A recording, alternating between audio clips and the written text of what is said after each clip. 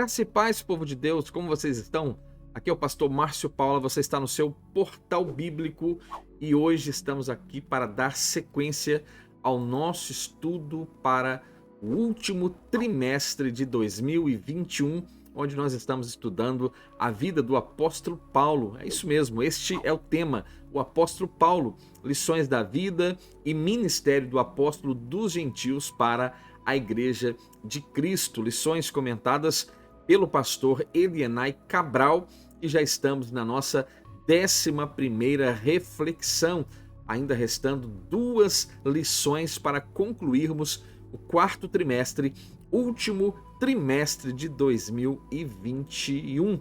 Eu quero deixar aqui o card com todas as lições anteriormente publicadas, bem organizadas em uma playlist, para que você apenas aperte o play e seja abençoado nesta noite, nesta manhã, nesta tarde, que o Senhor possa ricamente abençoar a sua vida. E o tema desta lição, o zelo do apóstolo Paulo pela sã doutrina.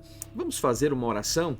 Como é de praxe, nós nunca devemos começar o ensino da palavra de Deus sem que antes façamos uma oração. Então eu convido você para que faça esta oração comigo neste momento. Aperte o cinto, feche os seus olhos e venha comigo neste momento de oração. Senhor, a ti clamamos e suplicamos pela pessoa bendita do teu Espírito. Visite-nos agora, fale ao nosso coração, por gentileza. Instrua-nos, ó Deus, à luz desta tão preciosa lição. É o que nós te pedimos e o fazemos no nome santo de Jesus. Amém. Antes de fazermos todas as leituras, quero falar com você que está aqui pela primeira vez. Seja muito bem-vindo. Não saia sem antes se inscrever neste portal bíblico. Deixe o seu like, o seu comentário abençoado e que você possa continuar aqui ascendendo aos nossos conteúdos. E você que já faz parte dos mais de 750 inscritos, meu muito obrigado. Você tem total liberdade para continuar a compartilhar nossos conteúdos nas suas mídias sociais eclesiásticas, abençoando quem você ama através de uma boa reflexão da palavra de Deus. Vamos então para as nossas leituras. O texto áureo proposto para esta reflexão, primeira carta de Paulo a Timóteo, capítulo 4, versículo 16, nos diz: tem cuidado de ti mesmo e da doutrina. Persevera nestas coisas, porque fazendo isto te salvarás tanto a ti mesmo como aos que te ouvem. A verdade prática nos diz: a Igreja de Cristo é a única instituição divina na Terra que preserva e defende a sã doutrina diante dos enganos e males das heresias. E os textos bíblicos que irão fundamentar nossa reflexão estão na primeira carta de Paulo a Timóteo, capítulo 4, versículos 3 ao 6 e o versículo 11, e na segunda carta de Paulo a Timóteo, capítulo 3, versículos 14 ao 17. Eu sugiro que você pause o seu vídeo agora e faça toda esta leitura, porque ela é importante e ela vai fundamentar a nossa reflexão a partir deste momento.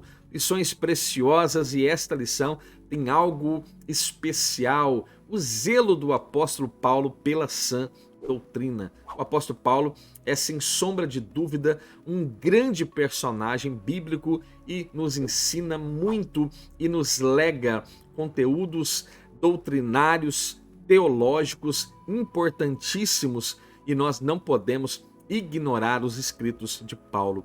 Esta lição tem um objetivo geral proposto para mim e para você, que é asseverar então o zelo pela sã doutrina. E para cada um dos 3 pontos que serão estudados, uns objetivos também distintos devem ser apresentados, como conceituar e correlacionar ortodoxia e heterodoxia. A segunda, advertir a respeito da ameaça da corrupção doutrinária. E a terceira, ou o terceiro objetivo, também apresentar a igreja como aquela que é guardiã da sã doutrina, ou ao menos deveria ser a guardiã da sã doutrina.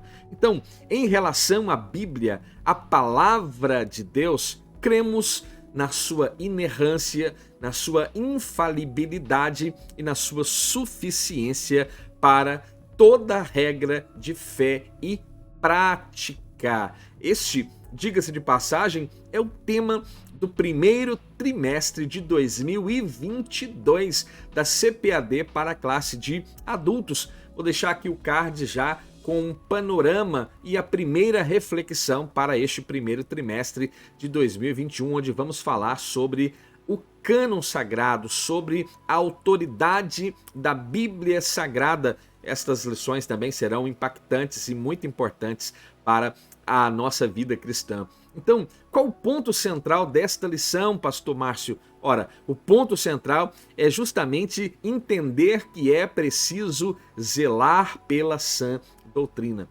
Qual o fim do mandamento? Porque devemos zelar pela sã doutrina, porque esse assunto é tão importante e Paulo vai se ocupar a escrever a Timóteo, a Tito, a respeito deste assunto.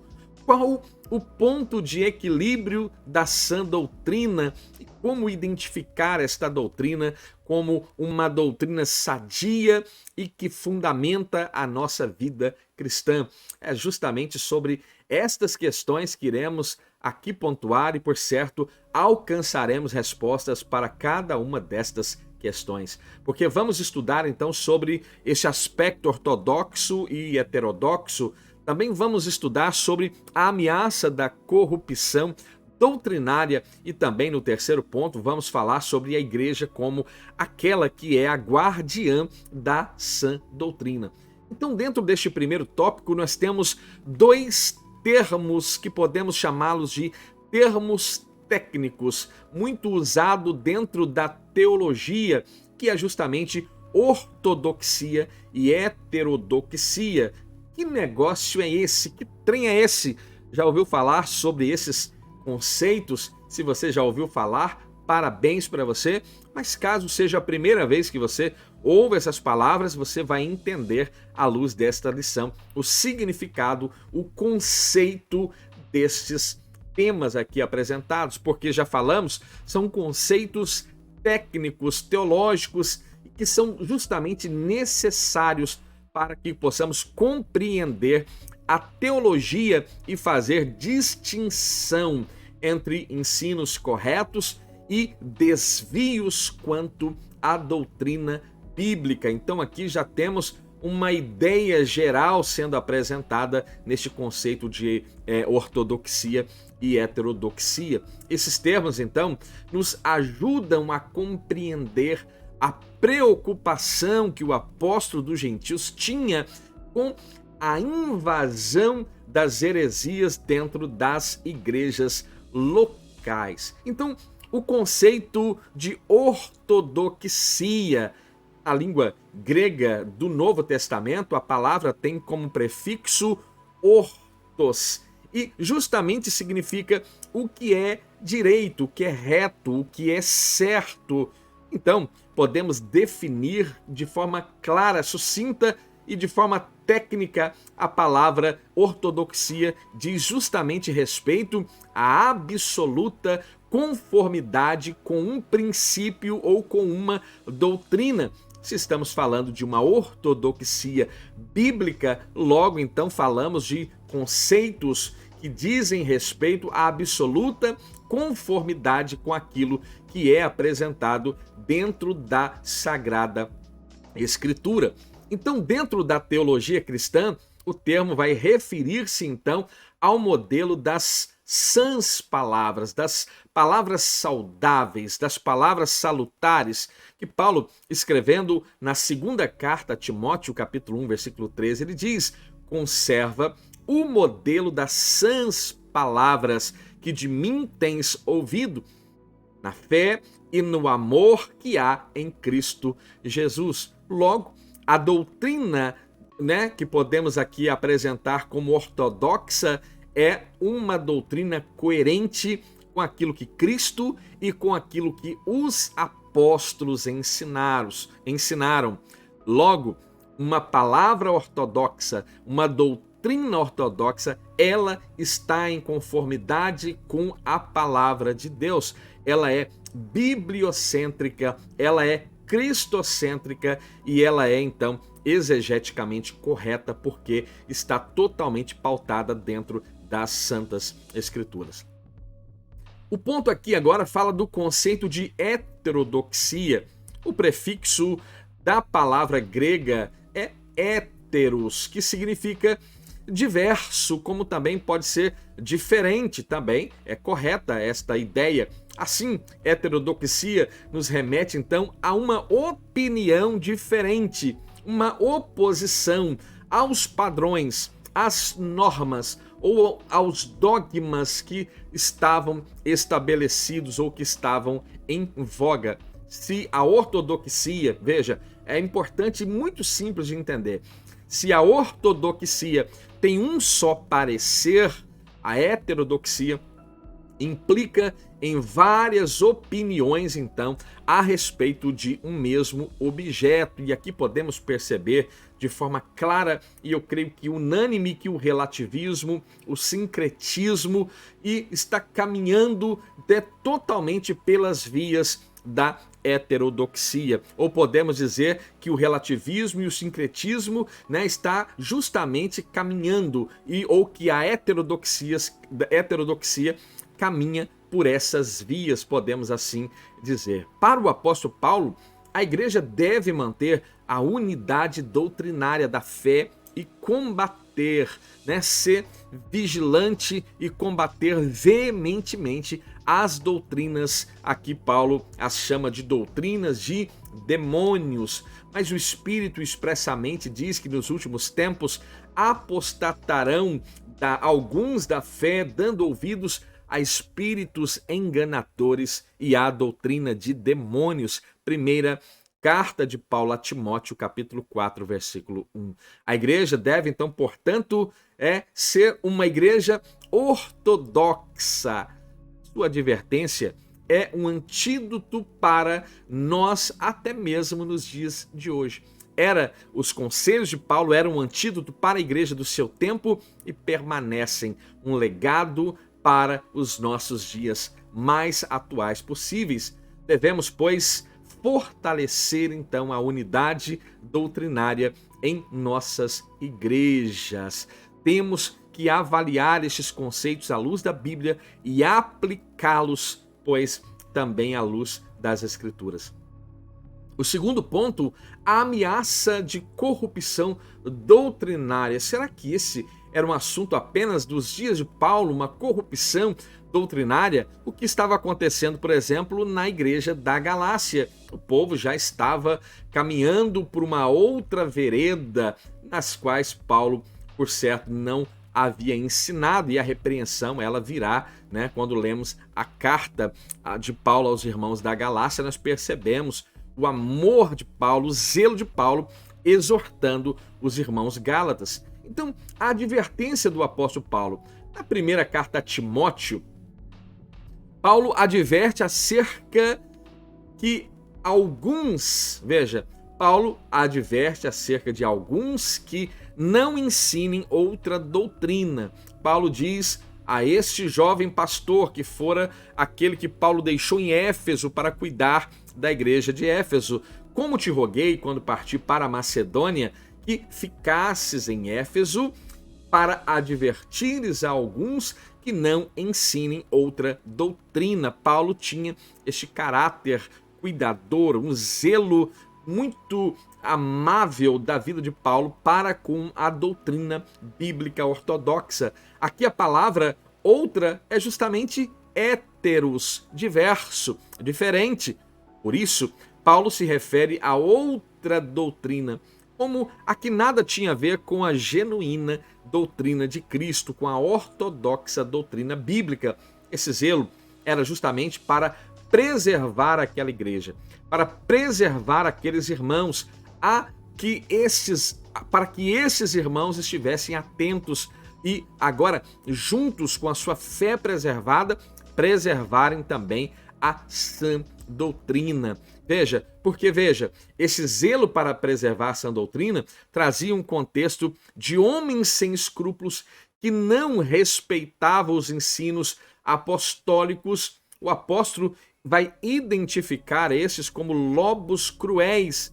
E você se lembra que Isaías, no capítulo 56, versículo 11, identifica esses homens, ou até mesmo o modelo destes homens, como agora cães gulosos. E esses cães são gulosos, não se podem fartar, e eles são pastores que nada compreendem. Todos eles se tornam para o seu caminho, cada um para a sua ganância, cada um por sua parte. Isaías capítulo 56, versículo 11. Então Paulo vai identificar estes como lobos cruéis, que estão vestidos de ovelhas, que investiam contra o rebanho de Deus, não perdoando este rebanho. Em Mileto, por exemplo, quando Paulo vai receber os anciãos da igreja de Éfeso, os anciãos de Éfeso, Paulo vai dizer: porque eu sei que depois da minha partida entrarão no meio de vós lobos cruéis, que não pouparão o rebanho. E veja, se não é exatamente isso que aconteceu em muitos ambientes, em muitas igrejas ao longo da história eclesiástica, e que dentre vós mesmos se levantarão homens que falarão coisas perversas para atraírem os discípulos após si. Atos capítulo 20, versículos 29 e 30. Veja, Paulo falava de forma muito particular para aquele tempo e falava também de forma profética para os dias futuros, dias que nós estamos vivendo, sem sombra de dúvidas, esses aspectos aqui apresentados pelo apóstolo dos gentios. Quais eram os problemas de ordem doutrinária? As igrejas plantadas por Paulo e os demais apóstolos no primeiro século sofreram com infiltrações de vários conceitos filosóficos, helênica, também sofreram conceitos romanos, que eram os chamados conceitos pagãos, podemos assim dizer, e também dos conceitos judaizantes na interpretação da doutrina apostólica. Nas igrejas como a de Corinto ou a igreja de Éfeso, por exemplo, havia os que afirmavam crer no evangelho, mas não renunciavam aos seus costumes pagãos. Veja, será que isso era uma coisa que estava acontecendo apenas na igreja de Corinto? Será que isso era uma novidade apenas na igreja de Éfeso? Ou será que esta é uma mazela, que esta é uma mancha que também está trazendo graves prejuízos para a igreja no século 21? Hoje o problema continua, e eu diria que ele fora ampliado e continua grande e permanece grave quando pregamos que Deus te aceita e permite que você permaneça como você está.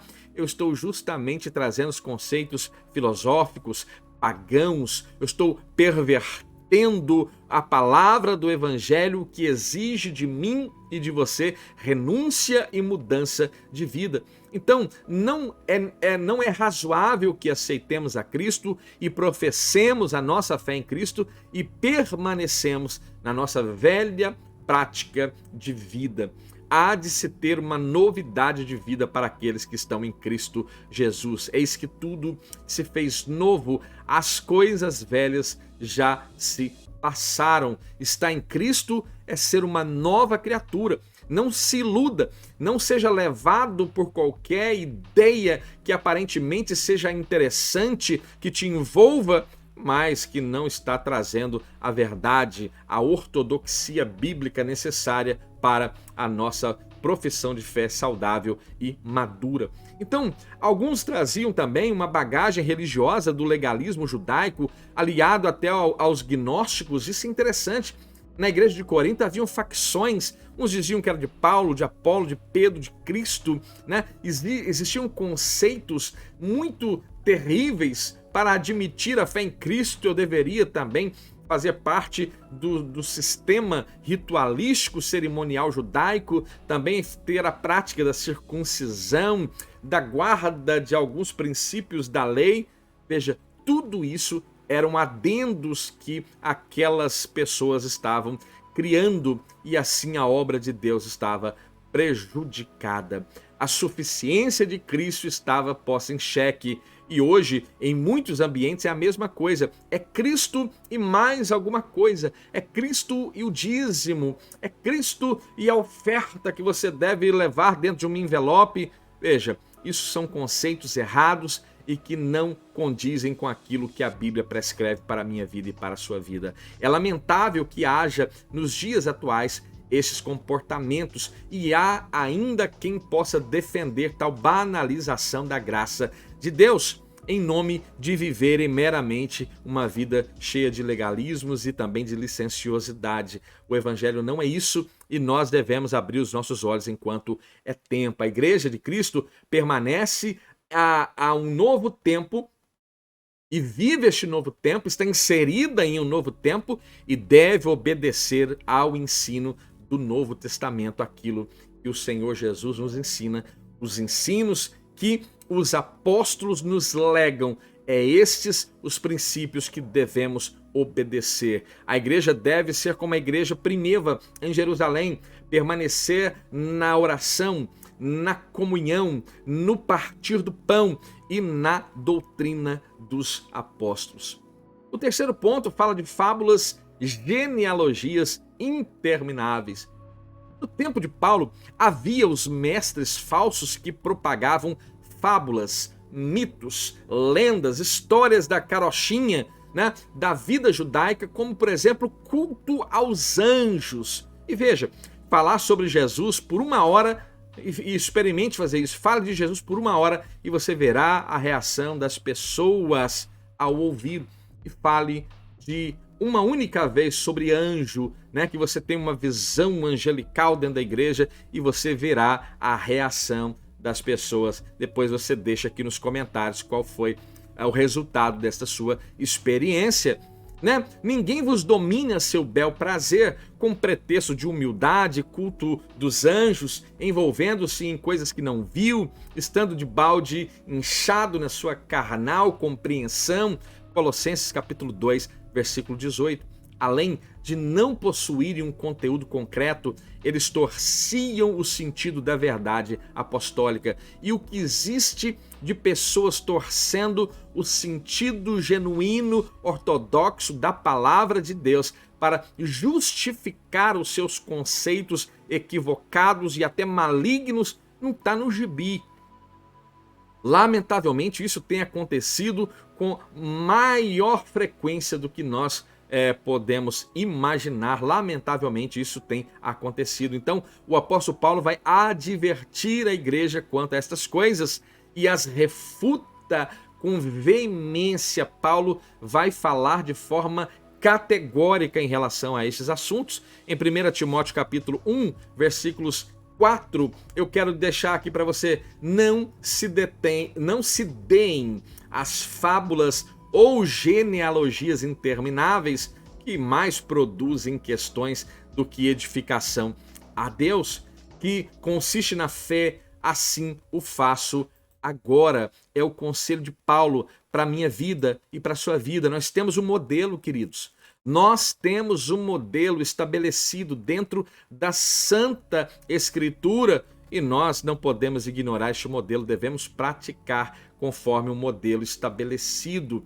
Nós temos esta responsabilidade e ninguém, nem eu e você, veja, nem eu e você vamos ser encontrados como indesculpáveis naquele último dia. Então é importante que nós estejamos praticando aquilo que a palavra de Deus diz para que eu possa praticar.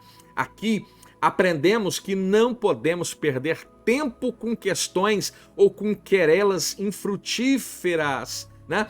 E aqui nós vamos ver muito bem que Pedro, por exemplo, ele fala muito bem quando ele diz que não vos fizemos saber a virtude e a vinda do nosso Senhor Jesus Cristo seguindo fábulas artificialmente compostas. Não é uma história, não é um mito, não é uma epopeia, não é nada que eu ouvi e a partir daquilo comecei a criar ideias mirabolantes na minha cabeça a respeito de algo ou de alguma coisa, não.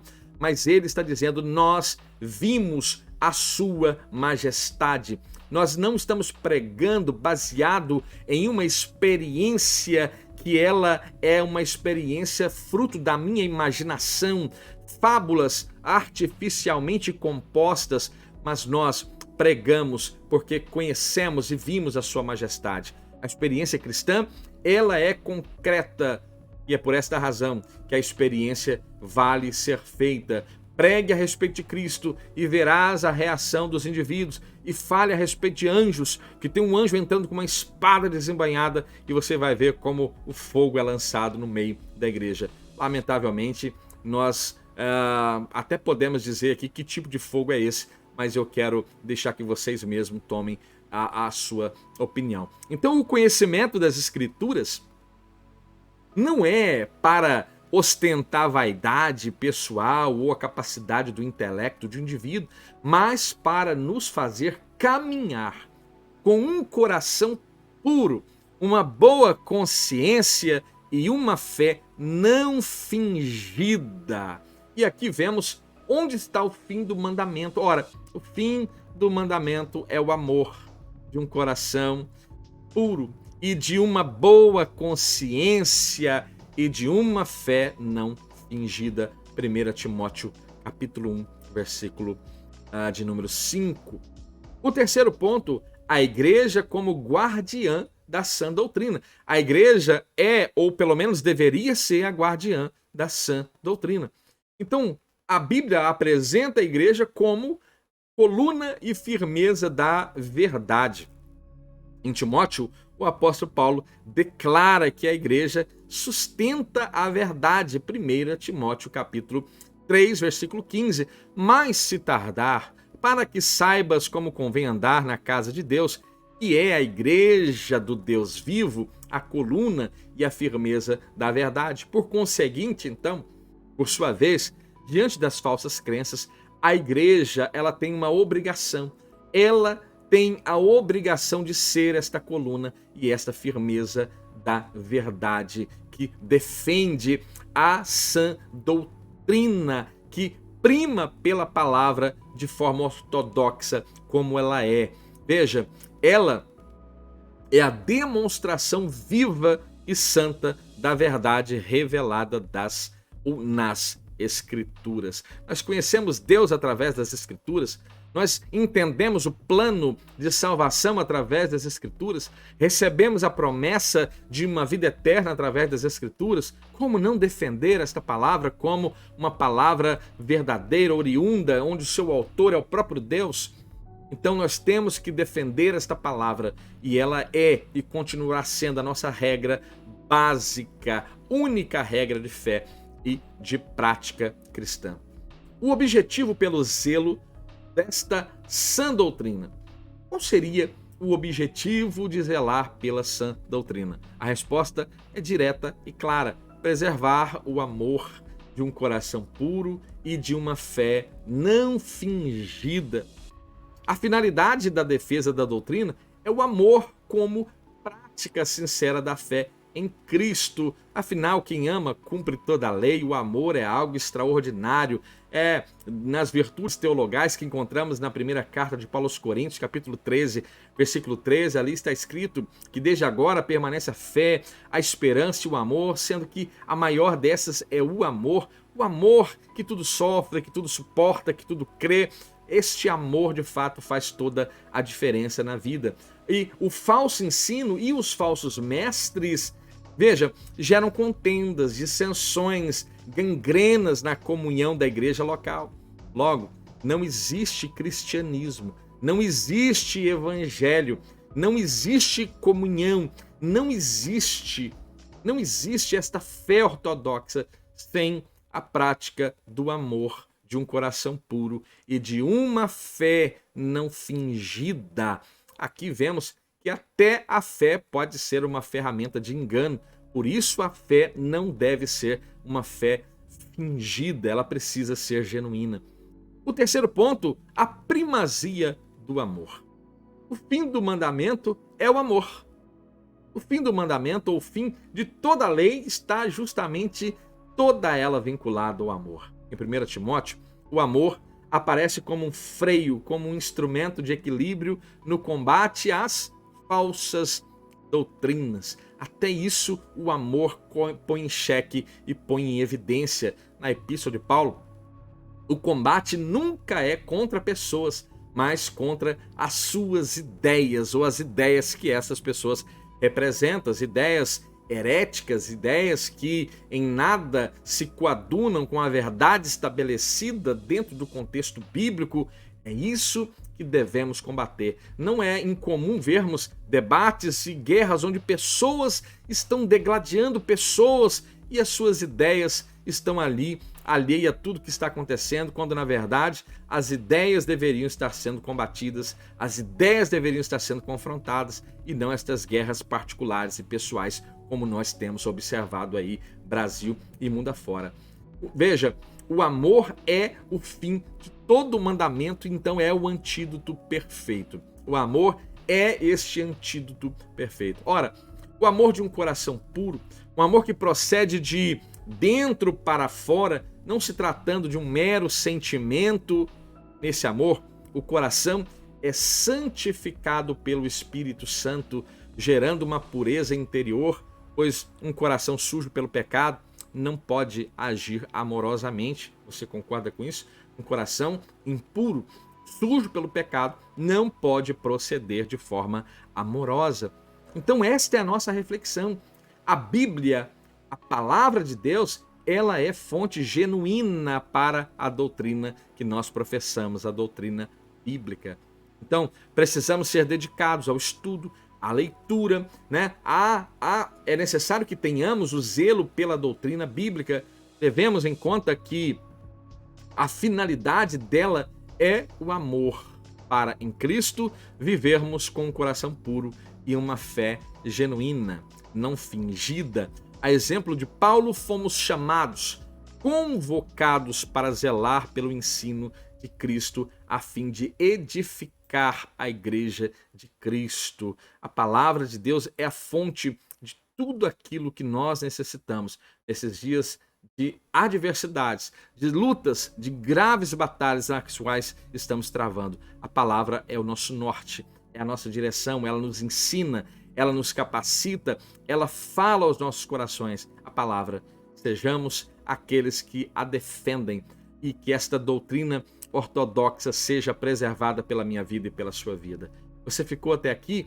Meu muito obrigado pela sua atenção, pelo seu carinho, e eu rogo ao Senhor, Pai, eu peço a Ti que abençoe cada um dos Teus filhos agora, que ascenderam a este conteúdo e que foram edificados pela Tua palavra. Abençoe isso para a glória do Teu nome, é o que eu te peço, no nome santo de Jesus. Não saia sem antes se inscrever neste canal, ajude-nos a chegar à marca de 1000 inscritos e continue compartilhando nossos conteúdos nas suas mídias sociais eclesiásticas, abençoando quem você ama, e é o que eu sempre tenho dito. Fique bem, fique em paz e até a próxima.